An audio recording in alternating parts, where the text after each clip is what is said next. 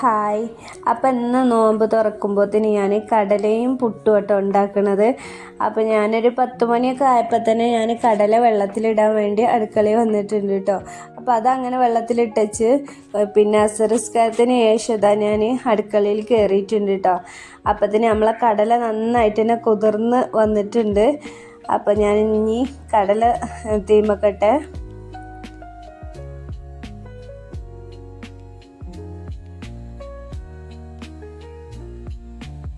അപ്പം അങ്ങനെ കടലയിൽ വെള്ളമൊക്കെ പാർന്നൊഴിക്കില്ല മസാലപ്പൊടിയൊക്കെ ഇട്ടുകൊണ്ട് ഞാൻ അടുപ്പത്ത് വെച്ചിട്ടുണ്ട് കേട്ടോ.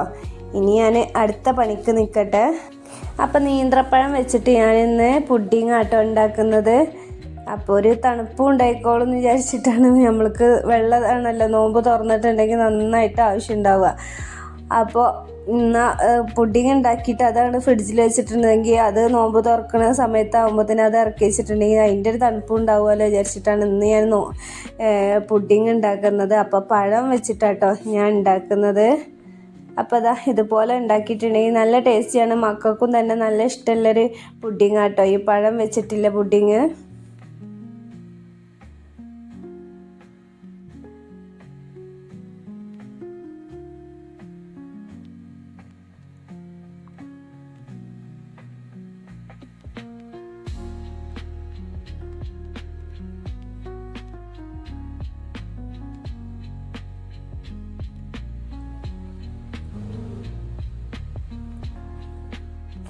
അപ്പം നെയ്യ് കുറച്ച് പറന്നിട്ട് ഞാൻ അതിലോട്ട് അണ്ടിപ്പരിപ്പും മുന്തിരി ഇട്ട് കൊടുത്തിട്ട് അത് കോരി മാറ്റിയിട്ടുണ്ട് കേട്ടോ.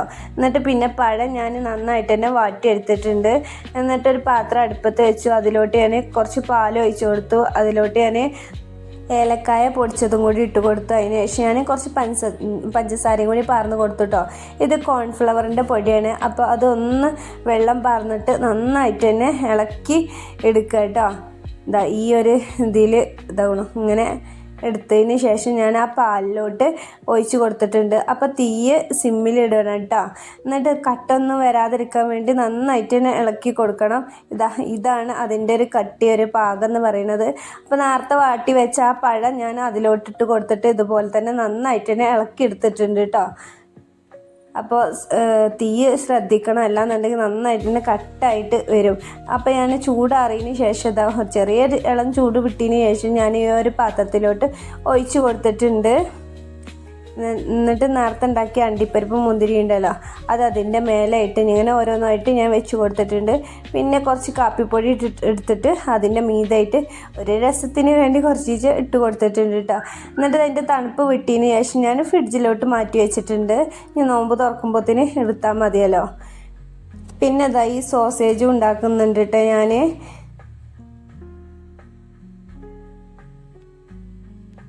അപ്പോൾ സോസേജ് എടുത്തിട്ട് ഇതുപോലെ ഞാൻ ചെറുതായിട്ട് ഇങ്ങനെ കട്ട് ചെയ്തെടുത്തിട്ടുണ്ട്.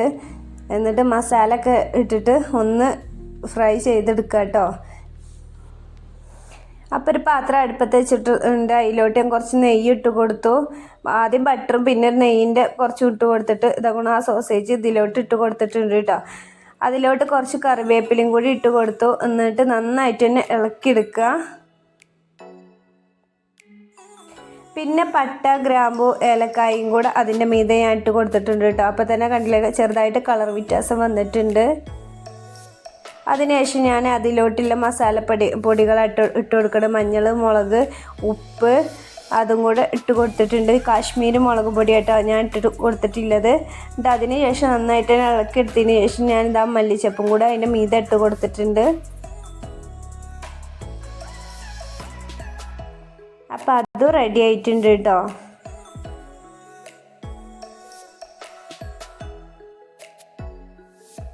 പിന്നെ ലേസം കസ്കസ് ഞാൻ വെള്ളത്തിലിട്ട് വെച്ചു.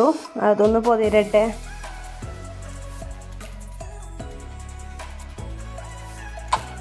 പിന്നെ മഞ്ഞ വത്തക്ക കേട്ടോ.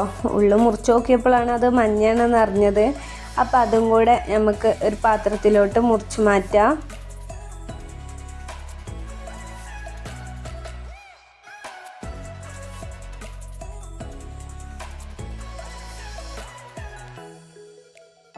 പിന്നെ ജ്യൂസ് അടിക്കാൻ വേണ്ടി വേറൊരു വത്തക്ക എടുത്തിട്ട് മുറിച്ച് നോക്കുമ്പോൾ അത് നല്ല ചുവന്ന കളർ തന്നെ കേട്ടോ. അപ്പം എന്നാൽ ഇനി അതെടുത്തിട്ട് നമുക്ക് വെള്ളം അടിക്കാം.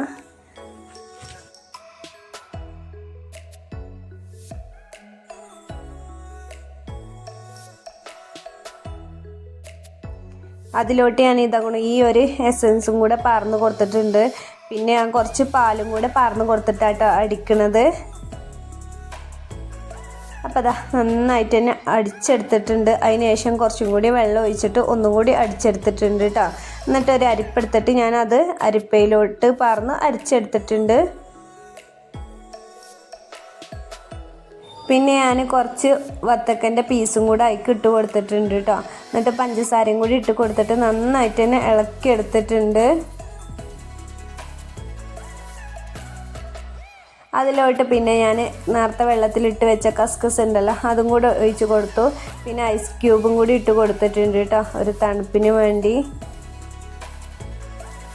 അപ്പം അങ്ങനെ അതും റെഡി ആയിട്ടുണ്ട് കേട്ടോ. അപ്പം അങ്ങനെ ബാങ്ക് കൊടുക്കാൻ ഏകദേശം ടൈം ആയിട്ടുണ്ട്. അപ്പോൾ ഒക്കെ ഞാൻ മേശപ്പുറത്ത് കൊണ്ടുപോയി വെച്ചിട്ടുണ്ട്. അപ്പോൾ നോമ്പ് തുറന്നതിന് ശേഷം കേട്ടോ ഞാൻ പുട്ട് ഉണ്ടാക്കിയിട്ടുണ്ടായി, പുട്ടും കടലക്കറി. അപ്പോൾ എൻ്റെ വീഡിയോ ഇഷ്ടപ്പെട്ടാൽ ലൈക്ക് ചെയ്യുക, ഷെയർ ചെയ്യുക, കമൻറ്റ് ചെയ്യുക, സബ്സ്ക്രൈബ് ചെയ്യാൻ മറക്കുക.